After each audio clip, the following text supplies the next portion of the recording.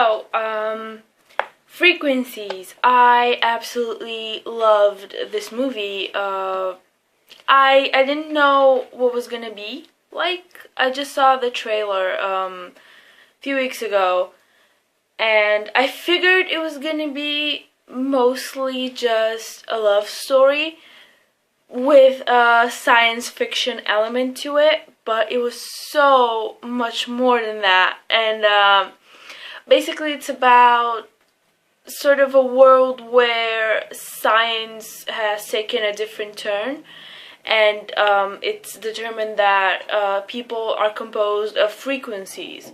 So people with low frequencies will have really bad luck, and their lives are going to be much more difficult. And then people with high frequencies will have no problem fitting in, and their lives are going to go really well. And based on the science of it, a person with extremely low frequency could never meet someone with extremely high frequency. That's just destiny. It can happen. And if they do, they have only 1 minute a year to be together before something happens.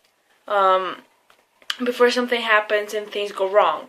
So it was a really interesting concept to me, and I figured that it was just going to be a love story between this boy with really low frequency and this girl with extremely high frequency, and they were just going to try and figure out how to be together.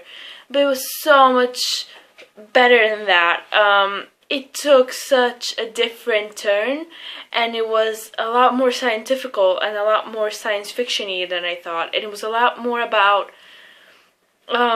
them trying to sort of explain the science behind it and not just being in love. And I'm so glad that it was more than just two people trying to be together.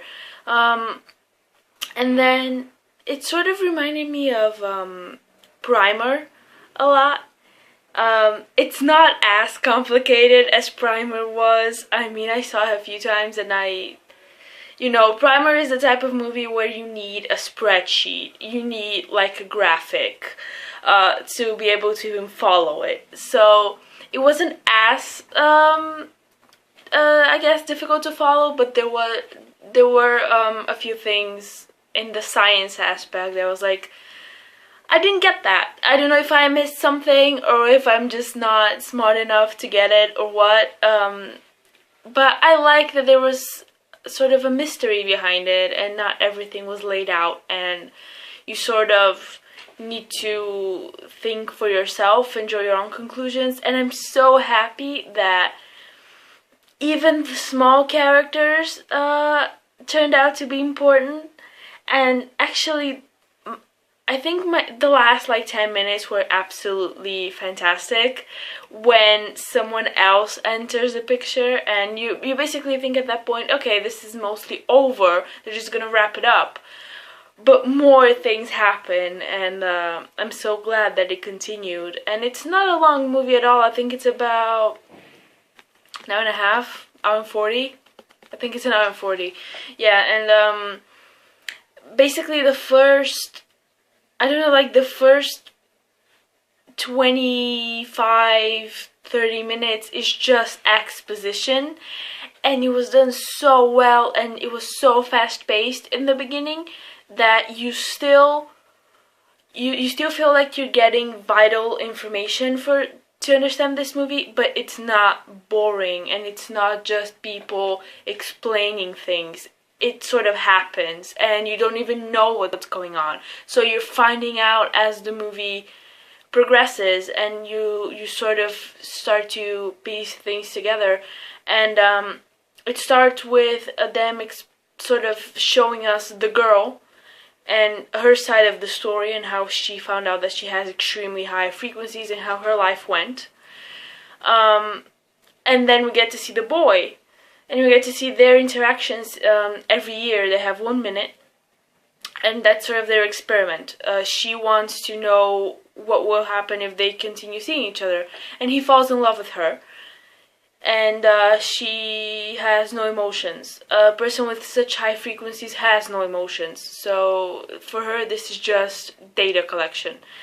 And throughout the years, he's basically dedicated his whole life to finding out if it's possible to even lower someone's frequencies or higher someone's frequencies, and he found out that it is possible.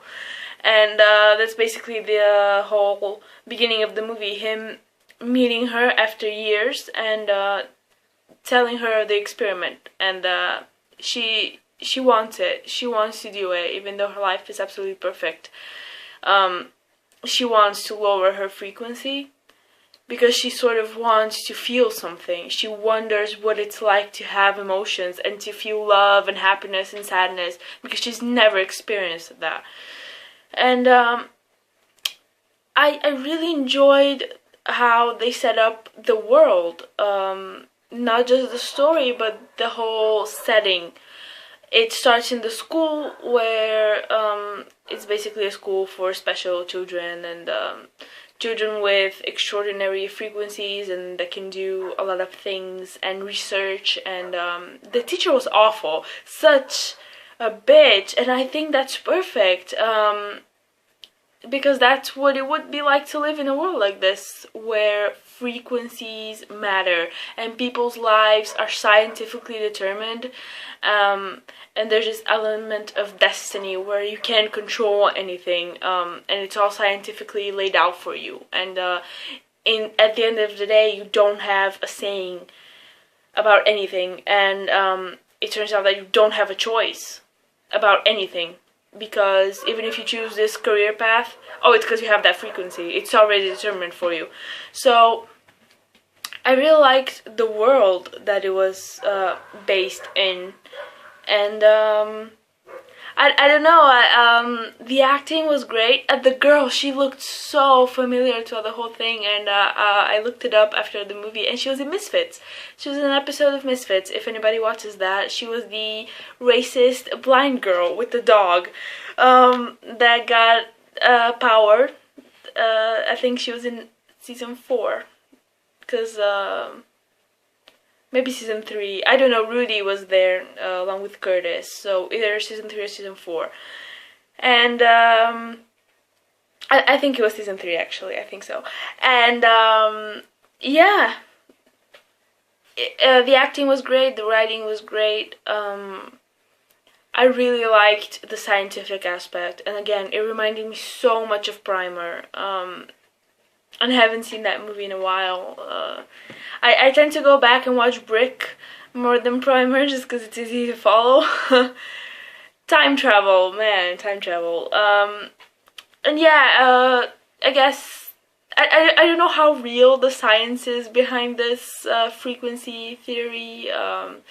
It has to do with sounds and waves as well, so I have no idea how accurate any of this is. As far as I know, it's all made up. So, but I really liked it, and yeah, the acting was great, and it's one of those movies that I just, especially after seeing Lose Your Head, which was awful, the most awful movie ever, and I saw this I think like the next day.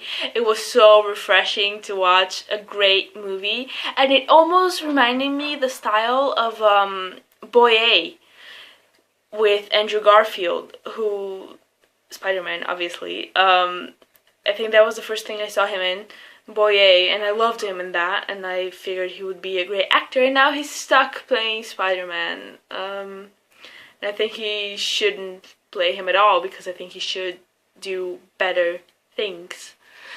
But anyway, the style reminded me of that.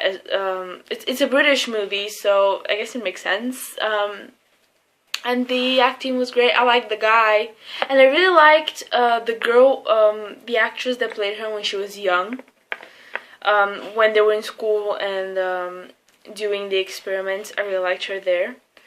So yeah, Frequencies, awesome movie, really well done, I think. And even though you will not get the answers laid out for you, you still have to think about them, and there are some questions that will remain unanswered, but I don't think that's a bad thing. I don't find that to be a plot hole.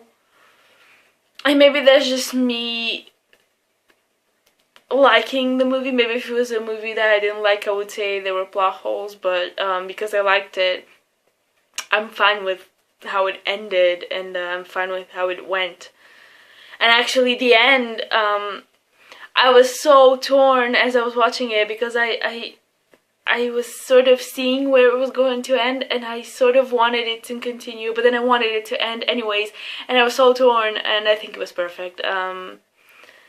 It could have continued, and it could have been great, but it could have been bad, so I'm glad that it ended where it did. So yeah, I highly recommend Frequencies. It was actually really, really enjoyable, and it's one of those satisfying movies that makes you think, and yeah. Science, right? Science. It was great.